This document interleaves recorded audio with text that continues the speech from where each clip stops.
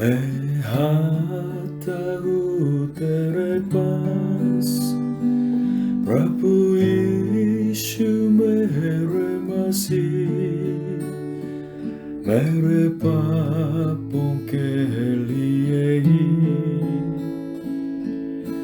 उधार दे मसीह।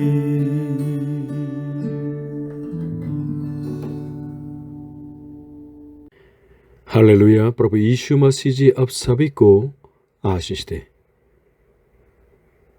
मैं गाना पसंद करता था। कविता को लिख के गाना गाते हुए जीवन जीना चाहता था। प्रभु यीशु को जानने से पहले मेरे जो गीत और जो संसार के गीत में गाता था, उसका विषय था कि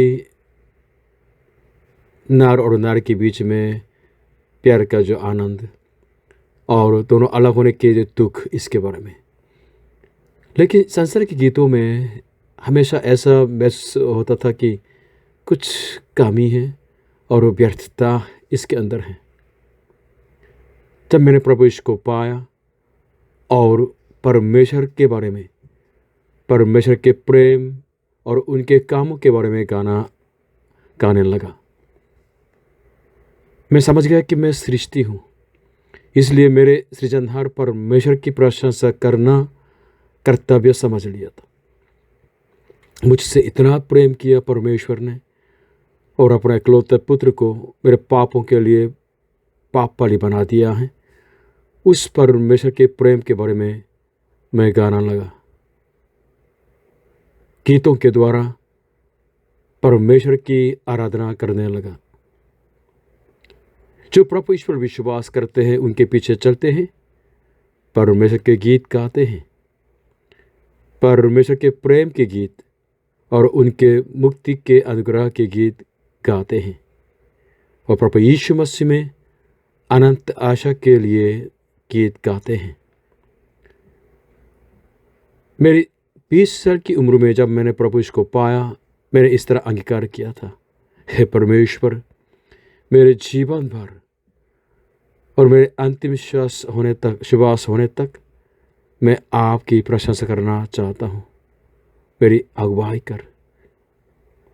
इसलिए आज हम स्तुति के जीवन के बारे में मनन करना चाहते हैं। आज के वचन भजन संहिता 146। यहाँ की स्तुति करो, हे मेरे मन, यहोवा की स्तुति कर। मैं जीवन भर यहोवा की स्तुति करता रहूँगा। जब तक मैं बना रहूँगा, तब तक मैं अपने परमेश्वर का भजन गाता रहूँगा। तुम प्रधानों पर भरोसा न रखना, न किसी आदमी पर, क्योंकि उसमें उद्धार करने की भी शक्ति नहीं। उसका भी प्राण निकलेगा, वही भी मिट्टी में मिल जाएगा। उसी दिन उसकी सब कल्पनाएं नाश हो जाएंगी।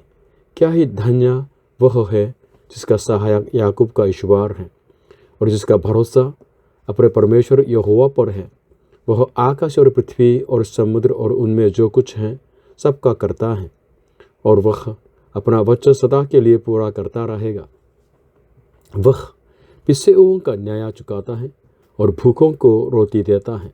यहोवा फंदों को चुराता है, यहोवा अंधों को आंखें देता है, यहोवा झुके हुओं को सीधा खड़ा करता है। यहोवा धर्मियों से प्रेम रखता है। यहोवा परदेशियों की रक्षा करता है और अनाथों और विधवा को तो संभालता है, परंतु दुष्टों के मार्ग को टेढ़ा मेढ़ा करता है। हे सियोन, यहोवा सदा के लिए तेरा परमेश्वर पीढ़ी पीढ़ी राज्य करता रहेगा। यहाँ की स्तुति करो। In English, Psalm 146. Praise the Lord, O my soul. I will praise the Lord all my life. I will sing praise to my God as long as I live. Do not put your trust in princes, in mortal man who cannot save. When their spirit departs, they return to the ground. On that very day, their plans come to nothing. Blessed is he whose help is the God of Jacob, whose hope is in the Lord his God. The maker of heaven and earth, the sea and everything in them, the Lord, who remains faithful forever. He upholds the cause of the oppressed, gives food to the hungry. The Lord sets prisoners free. The Lord gives sight to the blind. The Lord lifts up those who are bowed down. The Lord loves the righteous. The Lord watches over the alien and sustains the fatherless and the widow, but he frustrates the ways of the wicked. The Lord reigns forever, your God, O Zion, for all generations. Praise the Lord. आज के उपदेश का point 1, यहोवा की स्तुति करें। पहले से 5 minute तक यहाँ की स्तुति करो, है मेरे मन, यहोवा की स्तुति कर। मैं जीवन भर यहोवा की स्तुति करता रहूँगा। जब तक मैं बना रहूँगा तब तक मैं अपने परमेश्वर का भजन गाता रहूँगा। तुम प्रधानों पर भरोसा न रखना, न किसी आदमी पर, क्योंकि उसमें उद्धार करने की भी शक्ति नहीं। उसका भी प्राण निकलेगा, वही भी मिट्टी में मिल जाएगा। उसी दिन उसकी सब कल्पनाएं नाश हो जाएंगी। क्या ही धन्य वह है जिसका सहायक याकूब का ईश्वर है और जिसका भरोसा अपने परमेश्वर यहोवा पर है। मनुष्य को किसका गीत गाना है? आज के वचन बताते हैं कि यहोवा परमेश्वर के गीत गाना है, सृजनहार परमेश्वर के गीत गाना है। यहाँ सृजनहार परमेश्वर को याकूब का परमेश्वर कहा। बाइबल में एक आदमी का नाम है याकूब। वो करीब 20 साल से ज़्यादा प्रदेश में बिल्कुल भटकता रहा, बहुत दुख उठाया था, लेकिन परमेश्वर ने उसको वादा किया था। जैसा वादा किया वैसे ही परमेश्वर विश्वासयोग्यता से उसके प्राण की रक्षा की और उसकी संपत्ति की रक्षा की, उसको आशीष दी और उसको बिल्कुल सही सलामत अपने गांव में वापस जाने के लिए अगुवाई की। और उसके बिल्कुल बुढ़ापे में पूरे इलाके में 7 साल बहुत अकाल पड़ा था, लेकिन उससे पहले परमेश्वर ने उसके बेटों में से एक बेटा योसेफ को इजिप्ट में भेज के इजिप्ट के प्रधानमंत्री बना दिया। बाद में याकूब और उसके सारे खानदान इजिप्ट में चला गया था। उसके मरने के बाद कुछ समय के बाद परमेश्वर ने जैसे वादा किया वैसे ही उसके संतानों को जो वादा किया गया देश है कैनान को दिया था। मतलब याकूब का परमेश्वर सचमुच में विश्वास योग्य और सामर्थ्यपूर्ण सहायक परमेश्वर थे। इसलिए उस यहोवा परमेश्वर की स्तुति करना हमारा कर्तव्य है। भजन संहिता 46:1 में इस तरह लिखा है कि परमेश्वर हमारा शरण स्थान और बल है, संकट में अति सहज से मिलने वाला सहायक। God helps you। In English में इस तरह लिखा है कि God is ever present help। जब जब जरूरत पड़ता है हमेशा आपकी मेरी मदद कर सकते हैं यहोवा परमेश्वर, और वह सचमुच में सोने वाला नहीं है। अपने प्रजा की मदद करने वाले परमेश्वर है, इसलिए हमारे प्रशंसा के योग्य है। भजन संहिता 121:4 में इस तरह है कि सुन, इस्राएल का रक्षक न ऊँघेगा और न सोएगा। हमारा परमेश्वर यहोवा न ऊँघने वाले हैं न सोने वाले हैं। वह हमेशा अपने संतानों के लिए कान लगाते हैं। उनकी प्रार्थना के लिए कान लगाने वाला परमेश्वर, सहायता देने वाला परमेश्वर है। हालेलुया। इसलिए हम यहोवा की स्तुति करें। आमीन। आज के उपदेश का पॉइंट 2, यहोवा ही सबका करता है। 6वीं से 9वीं तक वह आकाश और पृथ्वी और समुद्र और उनमें जो कुछ है सबका करता है, और वह अपना वचन सदा के लिए पूरा करता रहेगा। वह पिसेओं का न्याय चुकाता है और भूखों को रोटी देता है। यहोवा फांदुओं को छुड़ाता है। यहोवा अंधों को आंखें देता है। यहोवा झुके हुओं को सीधा खड़ा करता है। यहोवा धर्मियों से प्रेम रखता है।